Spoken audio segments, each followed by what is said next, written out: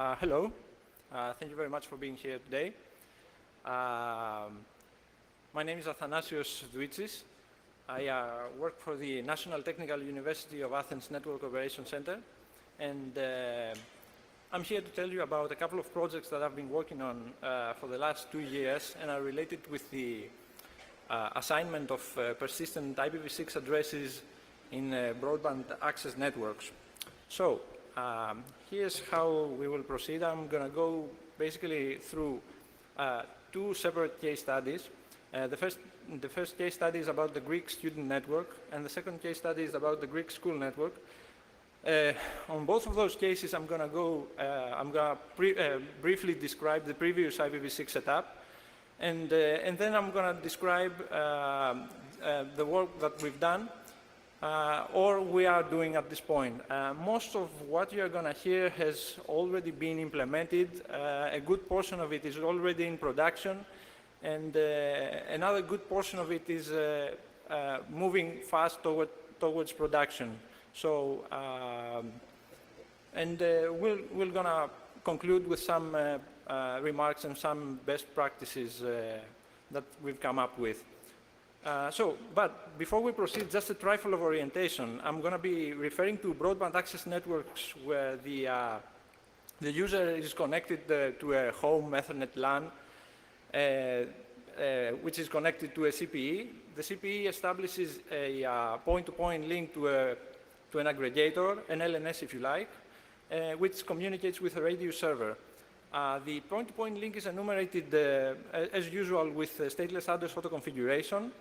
And then the home LAN is enumerated with the IPv6 prefix delegation. The IPv6 prefix that goes to the point-to-point link comes from the radius via the framed IPv6 prefix radius attribute, ITF radius attribute, and then the IPv6 prefix that goes to that enumerates the home LAN. Then the home LAN is enumerated with a prefix that comes from the delegated IPv6 prefix radius AV pair.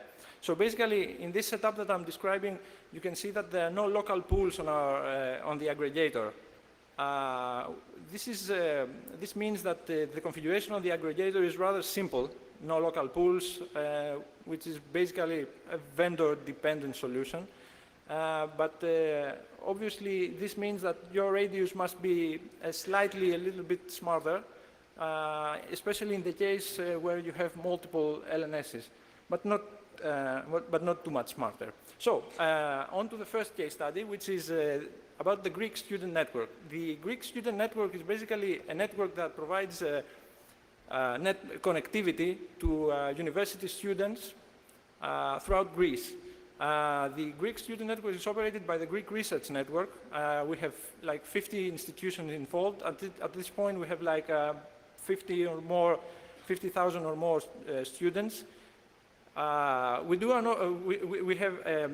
own IPv6 and IPv4 address assignment, but we outsource all the user billing and all the front-facing and the registration to a couple of commercial ISPs, which incidentally do the authentication. So our proxy radius does the IPv4 and IPv6 address assignment, but then proxies the authentication,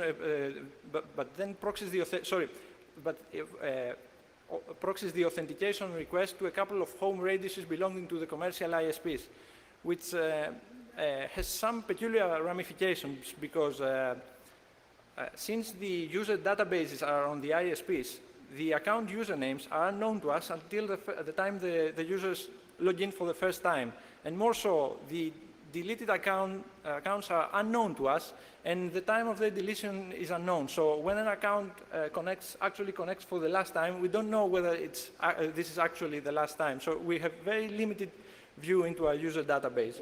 So we had IPv6 from like 2009. Late 2009. This is how we used to do it. We were using an IPv4-based method, which means that since each time the user connects, the user gets a random IPv4 address from an IPv4 space. By calculating the relative position of the IPv4 address relative to the master IPv4 space, we can calculate an address offset, and then we can use that offset in reverse with two IPv6 prefixes to enumerate them, and come with the final framed IPv6 prefix and delegated IPv6 prefix. So this is simple and efficient, and it's stateless, because I mean, since you have the IPv4 address, you can come up with the IPv6 address without having to actually store anything. But of course, since each time the user connects, the IPv4 address changes, this means that also the IPv6 prefixes change. And you know, one of the constant requests that we've been getting from multiple sides was that people were asking for static prefixes per user. So we sat down and thought, how could we implement a static framed IPv6 prefix and a static delegated IPv6 prefix per user? Well, we thought we could just randomly choose two of a framed IPv6 prefix and a delegated IPv6 prefix per user, meaning that it's not deterministic from the username. The prefixes are not deterministic from the username. We'll just make that they always stay the same. They stay persistent across changes, across reloads, across whatever changes. And of course, at some point, we're going to run out of prefixes, obviously. So we need to come up with a way to, at some point, start to recycle our prefixes. So basically, here are the requirements, the detailed requirements we set out for ourselves. I'll go through them as fast as I can. Newly appearing usernames get assigned an IPv6 prefix on the fly. Subsequent logins of the same already seen username will always yield the same IPv6 prefix. Obviously, we'll try to retain the prefixes we have already assigned for as long as possible, and maybe we can even set up a guaranteed period, for example, 6 months, at least 6 months before a prefix becomes candidate for recycling. And we'll always try to recycle the least recently used prefix that we have. This whole process must work very fast because, as you can from what I've described previously, this all happens on the fly during the AAA request. So we are actually bogging down the authentication request. So we need to come up with a sub-second response to this problem.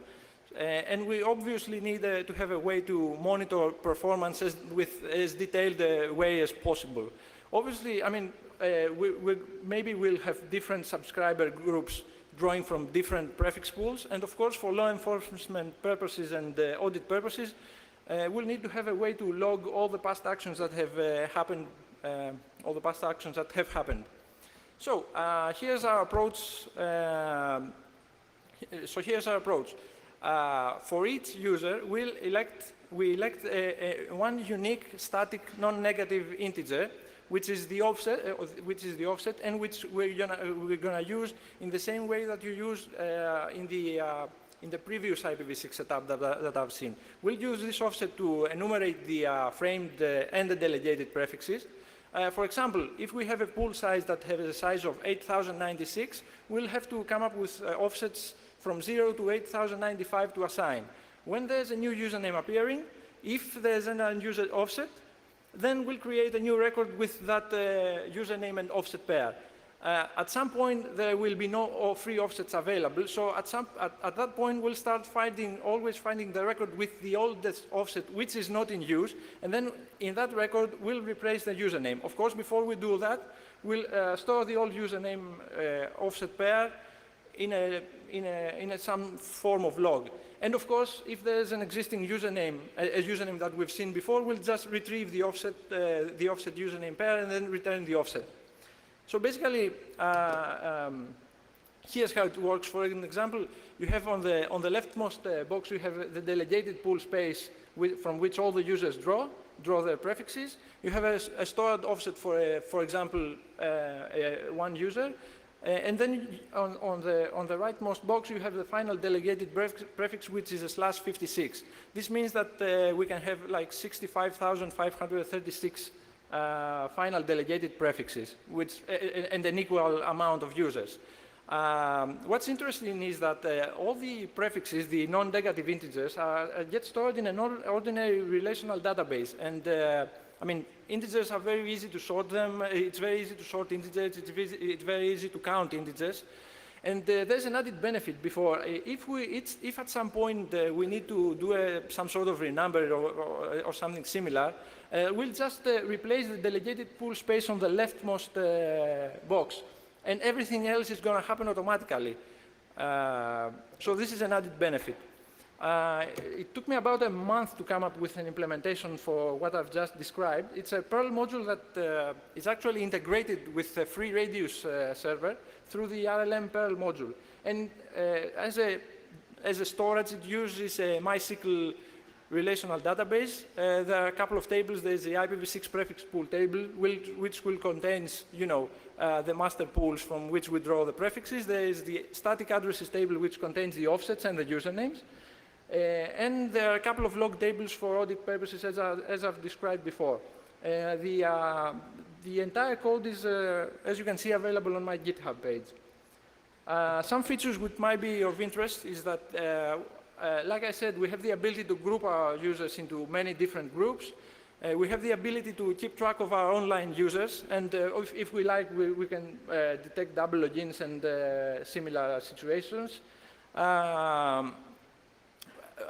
We are able to configure a guaranteed inactive address retention, meaning that since you get assigned a prefix, you cannot lose it if you stay inactive for up to 5 months. After that period is elapsed, you don't automatically lose the prefix, but you lose it when your prefix becomes the least recently used. And lastly, we took all the care to make our system, so that our system can be operated by multiple radius daemons which operate on the same database. So we took all the extra care to implement all the locks and all the necessary features that we should do.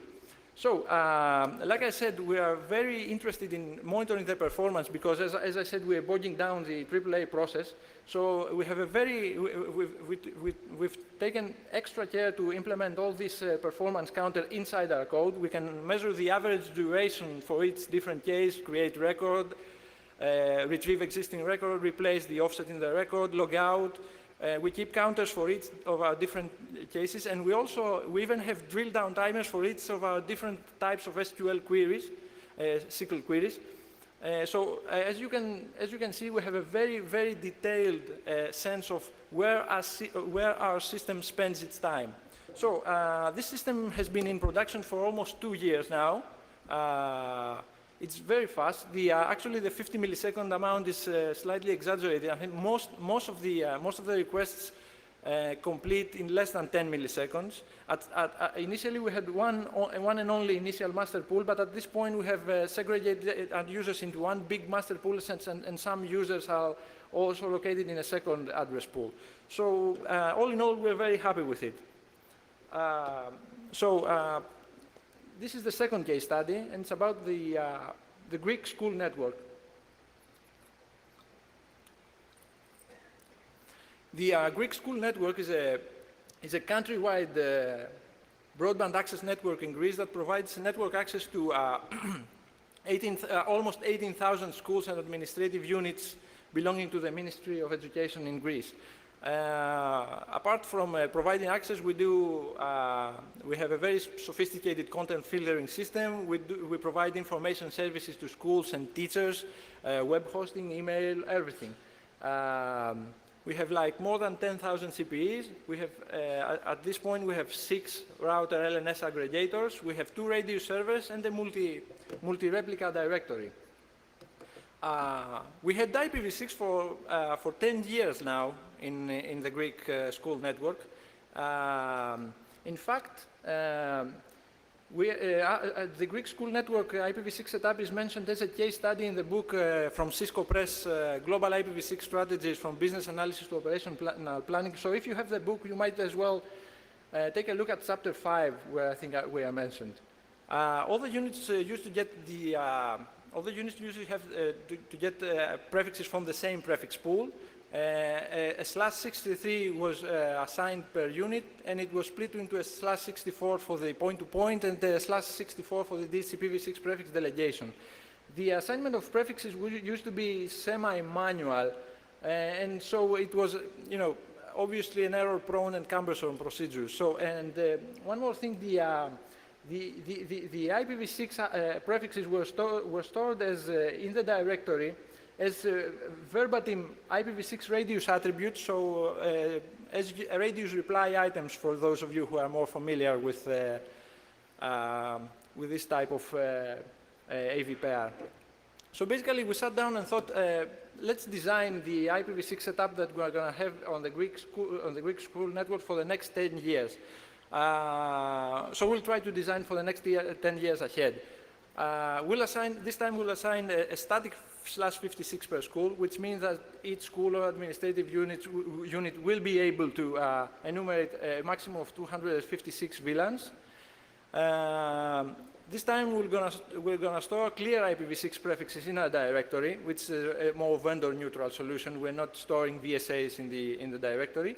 And this time we'll extend the directory schema with a couple of dedicated IPv6 attributes, which makes sense. And of course, if necessary, we'll have the radius translate to those to whatever VSAs we need to use, only if necessary. So this is a smarter setup.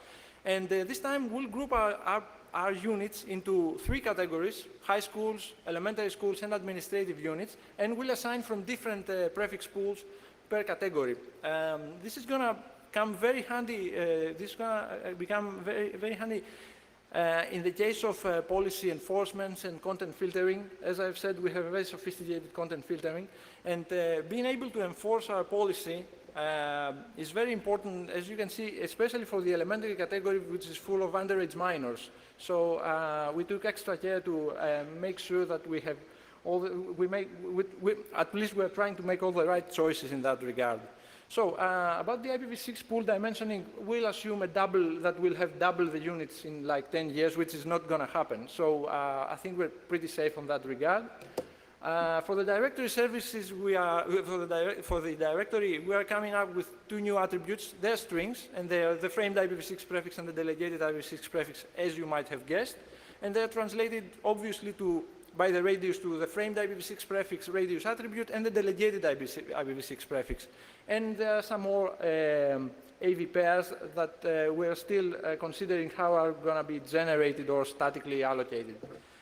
The goals that we set out for the software that we're going to be using is, obviously, the operation must be as automated as possible.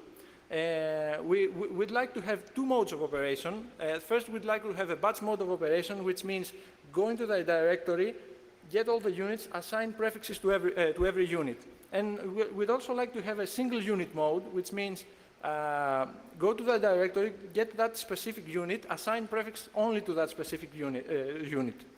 Obviously, like we had on the Greek student network, we very much like the ability to do on-the-fly renumbering without much hassle. And as you can probably imagine, the units are going to get created and deleted all the time. So we need to come up with a general way to have a sort of life cycle automation with the automatic detection of the creation and deletion of units. So the requirements for the software are pretty much obvious. Obviously, the software must be able to update the directory entries. Like I said, it must have multiple configurable groups and pools, and possibly with different delegated prefix length per group. And of course, it will have to be able to assign the framed and delegated prefixes per unit. The algorithm that we're using is pretty much the same with the Greek student network that I've described before, which means a new unit gets assigned a new free prefix, an existing unit always retains the same prefix, and a deleted unit causes the prefix to be recycled, and everything gets logged, of course. So here's the previous slide in more color. The big circle, the big orange circle on the left is our software. The software reads the units from the directory one by one, also reads the offsets from the pool an address offset DB. If there's a new unit, it creates a new offset in the DDB or recycles as necessary, classifies the unit to its category, gets the pool for the category, gets the offset for the unit, and then finally calculates the prefix from the offset. And then stores the result into the pair of directory attributes that I have shown you before. The software code, we were able to use a good portion of the code that we've written for the Greek student network. We were able to use it for the Greek school network, but this time this piece of software is standalone. So we had a considerable more leeway in order to make it more modern. We were able to use a modern version of Perl with all the new features that are there on the syntax. We were able to use whatever CPAN modules we liked. Obviously, our software now can communicate with the database and the directory, and of course, we're using a modern version of MySQL. And of course, contrast this piece of software with the one we had on the Greek student network, where it got integrated into the Radius. This is a standalone software. So, for example, we can run it once per day or something like that. So, some final slides before I finish. As you can see, in both our cases, in both the cases I've shown you, we are storing offsets, non-negative integers instead of full prefixes in the directory. We are very happy with this decision because when indexed properly, we can get a very, very fast response from our relational database. So we are very happy with this choice. Like I said, in both cases, we use different prefix pools to group our subscribers, obviously. We use a relational database, and on the Greek school network case, which was the second case study, we use a database as the primary storage for the offsets, and then we copy the full prefixes in the directory. So if we were, if hypothetically we were to delete all the prefixes from the directory, we could recreate all the information from the database and store it again in the directory. I'll get to smash mapping shortly. And while developing this piece of software, it came about that the single user mode is equally as important as the batch mode, because it really enables you to test the software in a sane way instead of having to run the batch mode each time. So some future directions that we're going to be taking, especially for the Greek school network case, which is still ongoing, we'd like to have the ability to add, and we'll probably do it some way, the ability to add triggers. So instead of having to use the software once per day, we could have external tools that are related with the creation and deletion of schools and units, able to trigger our software via an API, and then our software will come up with a prefix at the point of unit creation or deletion. Of course, in both cases, we are using offsets. So not only we can do IPv6 enumeration, but we could also do static IPv4 enumeration, quite possibly. At some points, our code needs some sort of cleanup. One remark that I'd like to make is that all these systems are they have the complexity that they get integrated inside Radius daemons, they talk to directories, they talk to databases, so it's easy to test the individual pieces of those pieces of software one by one, but it's actually very difficult to actually test the whole system as a whole. So the need for more rigorous testing is always there. And of course, there is documentation, but in an ideal world, I'd like to write much more documentation about it. Sparse allocation of offsets. As you've seen, we are allocating offsets, non-negative integers, one by one. So one idea that we've been toying with was like, instead of assigning the offsets in a linear fashion, meaning 0, then 1, then 2, then 3, and so on, we could allocate them in a fashion like 0, 0, then 4, then 2, then 6, and so on, in a modular fashion. So this is described, and this is a very good practice, obviously, for higher levels of IPv6 address pools. But in our case, since we are doing the final level of offset allocation, obviously, after considerable offset recycling units or users will come and go all the time, our offset pool will anyway get fragmented. So doing the sparse allocation seems like it doesn't yield any results that I can identify as useful. So maybe we could be able to defragment, but I mean this would mean that the users will get assigned different prefixes. So this is okay, kind of defeats the whole purpose, if you ask me. So okay. So anyway, I think that we have like 5 minutes. Thank you very much for your attention, and I think that we can take a couple of questions. Thank you very much.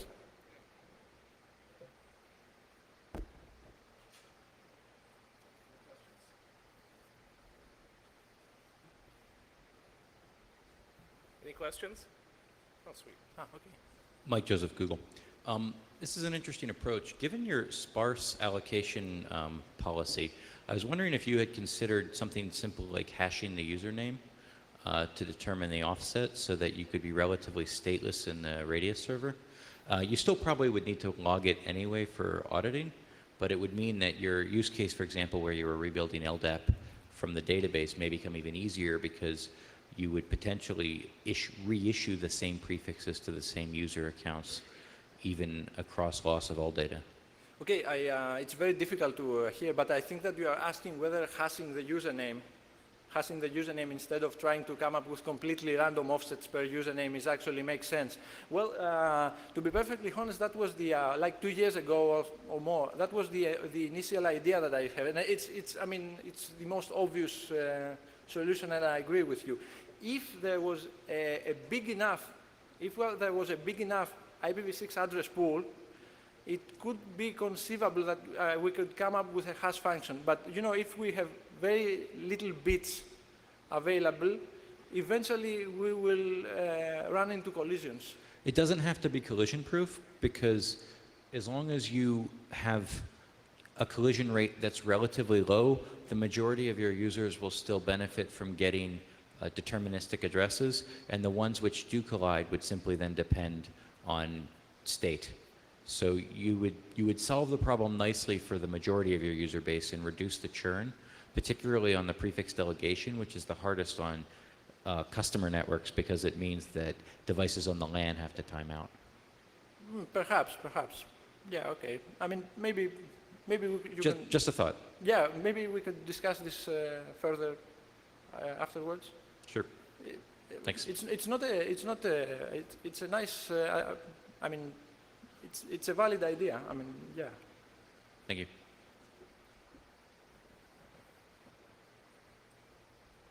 Any other questions? Nope. Okay, well, thank you very much. Good job.